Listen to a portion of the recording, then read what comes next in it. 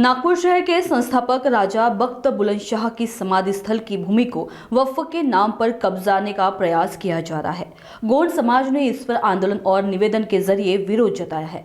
समाधि स्थल पर गोंड परिवार की पारंपरिक हिंदू परंपरा के अनुसार अंतिम संस्कार और विवाह होते रहे हैं। राजे वीरेंद्र शाह ने प्रशासन और मुख्यमंत्री तक निवेदन भेजा है कि यह भूमि वक्फ में न जाए। स्थानीय प्रेस वार्ता में पूर्व महापौर दयाशंकर तिवारी ने बताया कि यह प्रयास दोबारा 2012 जैसी घटनाओं को दोहराने जैसा है, जबकि पुरातत्व और नगर प्रशासन भूमि का सौंदर्यीकरण कर रहा है।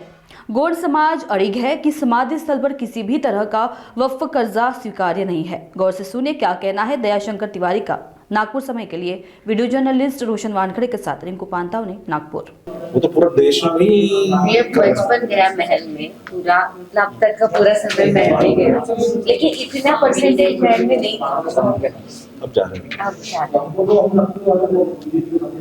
मुस्लिम समाज के कुछ लोगों द्वारा नागपुर शहर के संस्थापक गोंड राजे बख्त बुलंदशाह इनकी समाधि पर वक्फ का नाम चढ़ाया जाना चाहिए, इस प्रकार का एक निवेदन उन्होंने भूमि अभिलेख विभाग में दिया।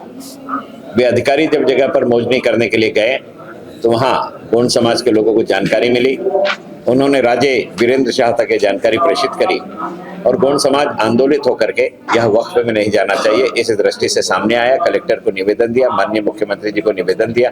अब एसएलआर में भी अपील के रूप में गोंड समाज के माध्यम से राजे बख्त बुलंदशाह के वंशज राजे वीरेंद्र शाह स्वयं जा रहे हैं।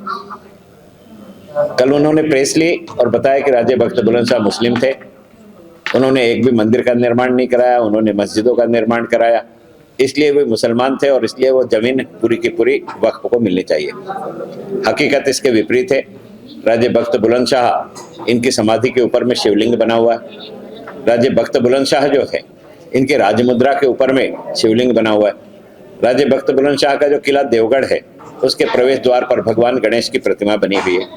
ये सारी चीजें एस्टेब्लिश करती थी कि वो हिंदू थे। राजे बख्त बुलंदशाह ने शौसर में एक बहुत बड़ा भगवान शिव का मंदिर बनाया, आज भी हयात में है। ये सारी चीजें एस्टेब्लिश करती थी वो हिंदू है। 1912 के ब्रिटिश आर्कियोलॉजी डिपार्टमेंट के डॉक्यूमेंट्स में भी वो गोंड समाधि लिखा हुआ है। महानगर पालिका द्वारा हेरिटेज प्रॉपर्टी जो घोषित की गई उसमें भी गोंड समाधि लिखा हुआ है।